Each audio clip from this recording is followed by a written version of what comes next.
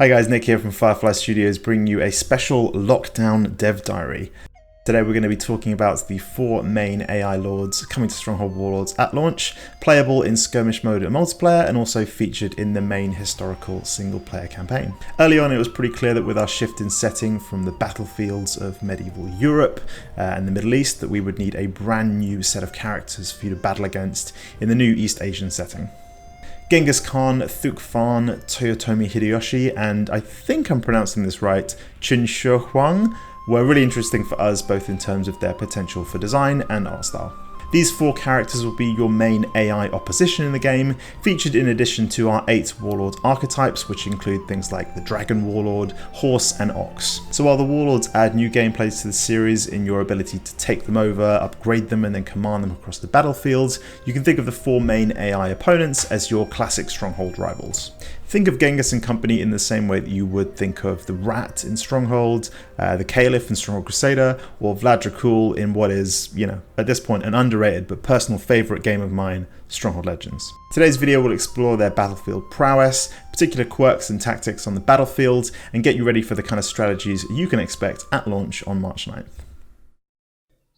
The first character players will encounter in Warlords' 31 mission campaign, the would-be Vietnamese king Thukfan is all about his agriculture. Running his economy using basic food farms, Thuk will, early on in the match, rely heavily on cheaper to produce units such as spear and blowpipe tribesmen to form his initial armed forces. Eventually, however, he will turn to auxiliary class units like the axemen and light cavalry units, as his economy grows and his ambitions turn to expanding his influence over local warlords.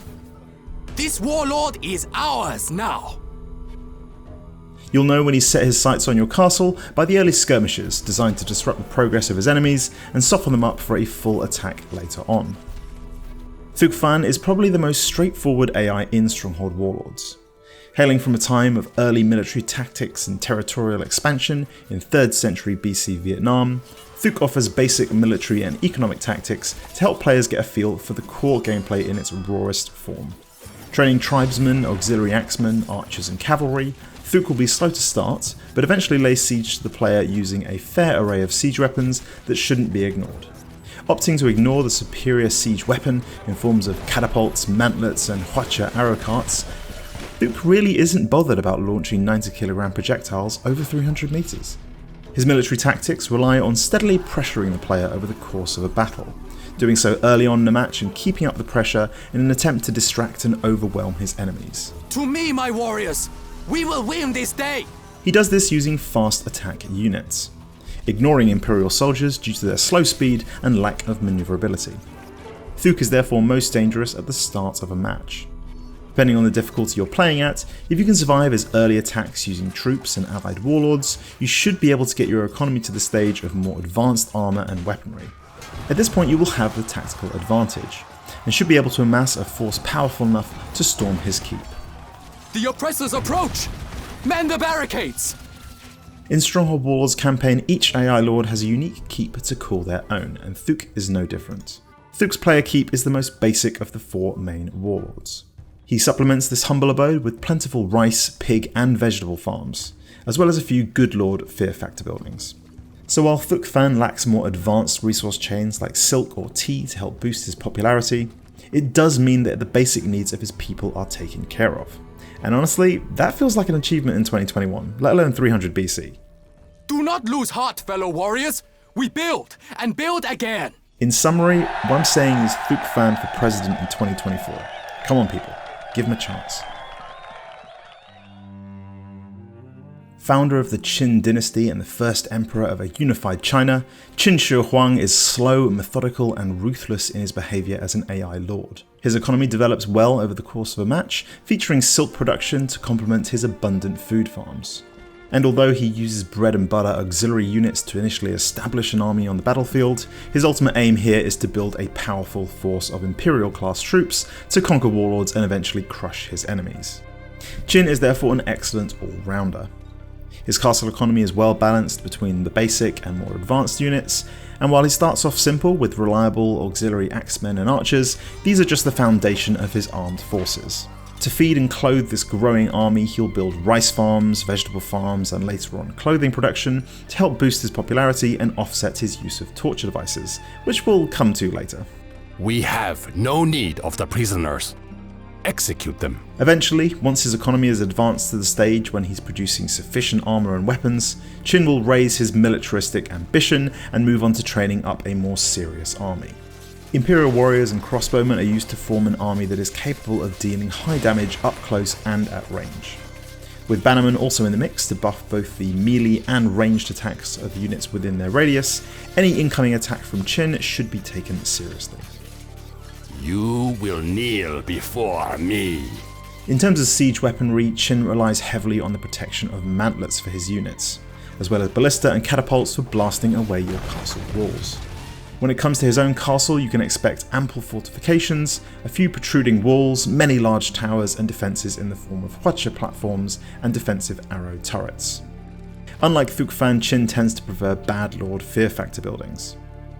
By sacrificing his popularity in return for boosted worker productivity, Qin's economic progress can definitely catch up on you.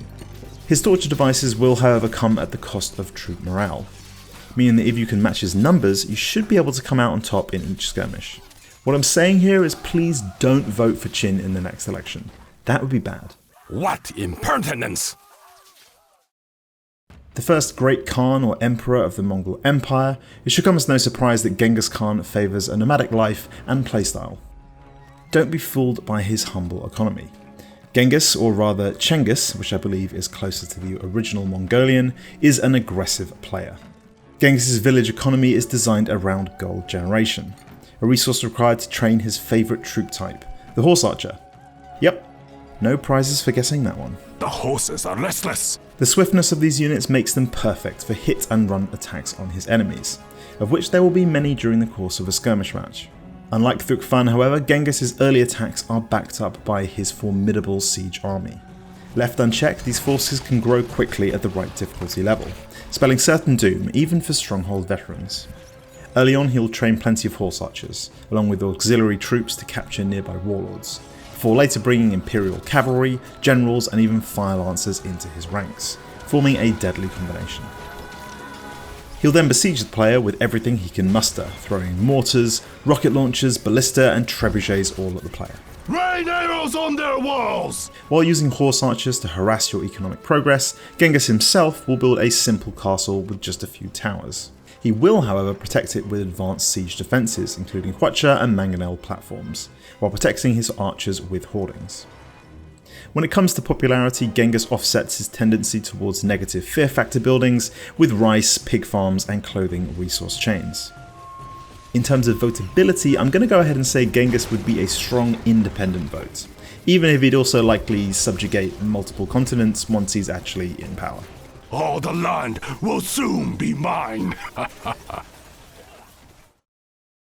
Toyotomi Hideyoshi is arguably the most sophisticated of the leaders featured in Stronghold Warlords. His iconic castle design complements a well-developed economy featuring both silk and tea production, giving him an edge over other characters when it comes to peasant popularity. His expert understanding of stealth tactics can catch enemies off guard, while his Sohei warrior monks allow for swift and decisive attacks when needed.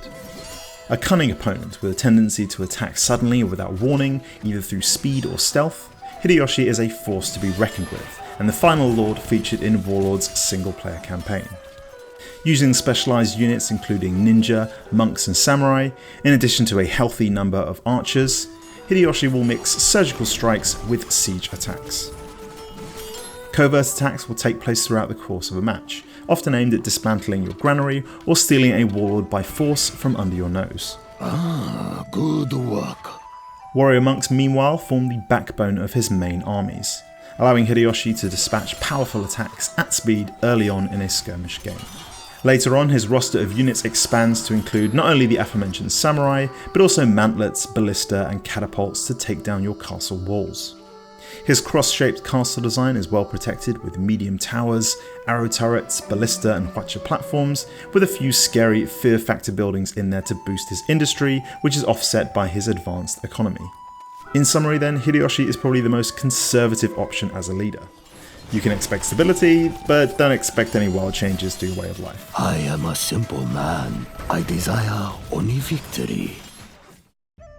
So there you have it. I hope that provides some kind of insight into the soldiers, the tactics, and the strategies you can expect from our 4 historical leaders in Stronghold Warlords at launch. We can't wait for you to play their campaign missions, but also to play as them and against them in skirmish mode and online multiplayer from March 9th. If you'd like to find more about the genesis and backstory of these characters, please do check out our History Behind Warlords series here on YouTube. Aaron did a fantastic job bringing the backstories of these characters to life, so if you'd like a primer on the Great Khans or Great Unifiers of these nations, please do check that out before diving into our single player campaign. As always, if you enjoyed today's video, be sure to give it a like and wishlist Stronghold Warlords on Steam to find out exactly when the game comes out and be notified of any launch discounts. Thanks for watching from everyone at Firefly Studios, and remember to stay safe, wear a mask, and let us know what you think of Warlords at launch using the official Stronghold Discord server.